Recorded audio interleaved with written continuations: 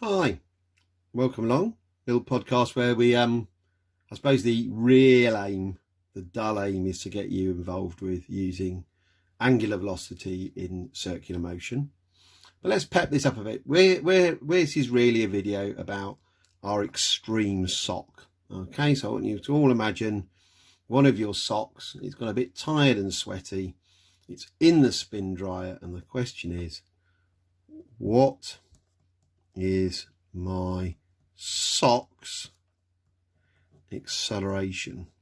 Okay, so we're quite interested to know how extreme your sock is, and let's just give you some reference points before we go any further.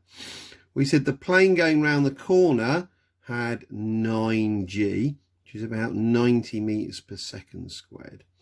So that's the fighter pilot in a special suit to help them not go unconscious and black out. Struggling really hard, specially trained person. Formula One driver, maybe 5g, 50 meters per second squared. I think that there are examples of people having survived 40g, albeit with serious injuries. So that's about 400 meters per second. So we're going to, alongside our heroes here, we're going to try and rank our sock. So we need a bit of information about a spin dryer, and then we'll kind of have a little diversion off into the maths, and then we'll come back. So how's the radius of a spin dryer? Well, the drum can't be bigger than the machine, can it? And the machines are about 1/2 metre across. When you're as old and dull as I am, you'll have had to go shopping for a domestic appliance, and a standard domestic appliance is about 0.6 metres across, which means its diameter can't be bigger than 0.3 meters. Sorry, its radius can't be bigger than 0.3. So let's say the radius of our spin dryer is about 0.25 meters.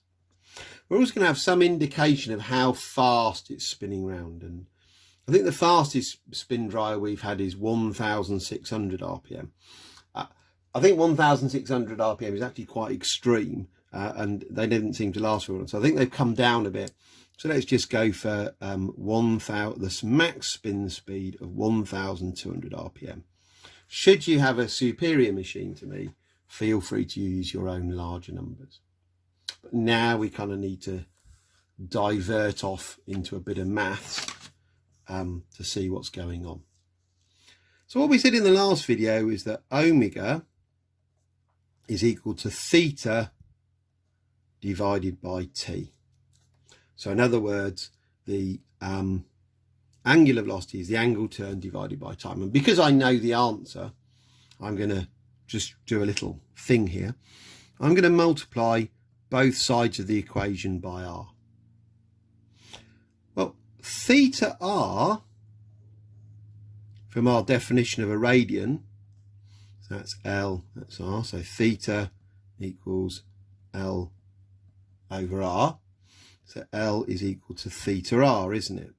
We kind of looked at that in astrophysics as well. So the distance it travels, L divided by t. But the distance divided by the time is the magnitude of the velocity. So we get omega r, or I think probably it's usually written omega r rather than r omega, although of course it makes no difference, is the velocity of our object. And that's on the data sheet, and it's important that we know how to use that.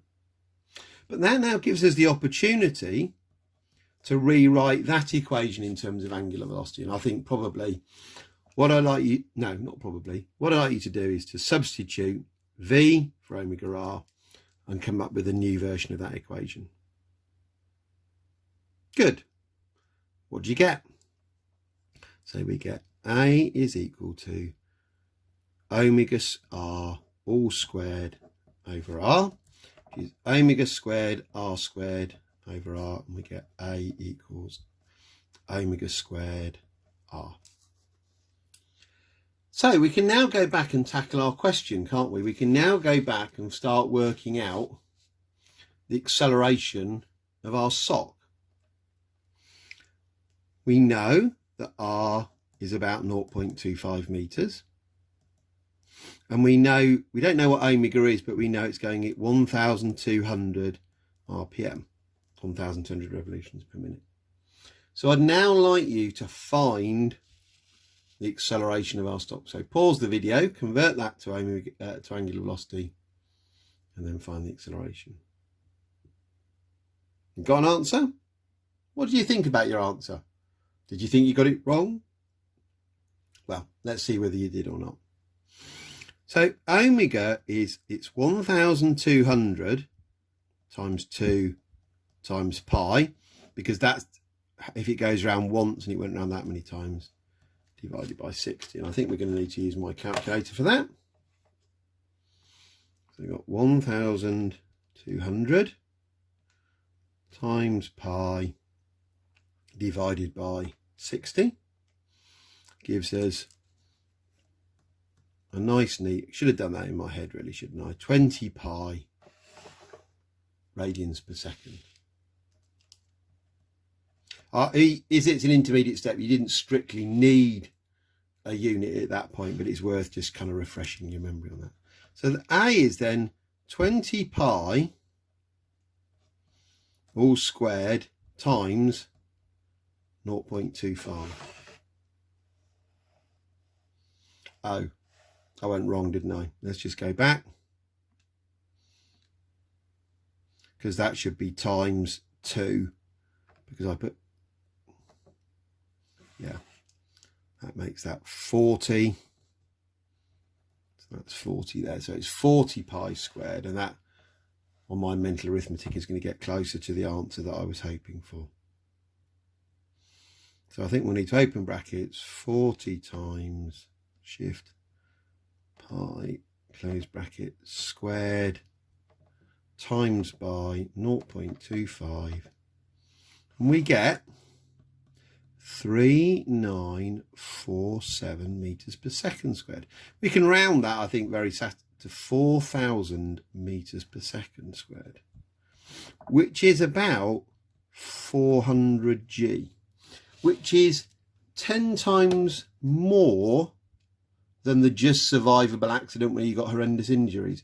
Our sock in a spin dryer is an extreme athlete beyond measure. And if you've ever taken the stuff out of a spin dryer, it's amazing how hard it's forced into the edge of the drum. And we will look at exactly how a spin dryer works in future videos. We're just trying to focus on the maths for the moment.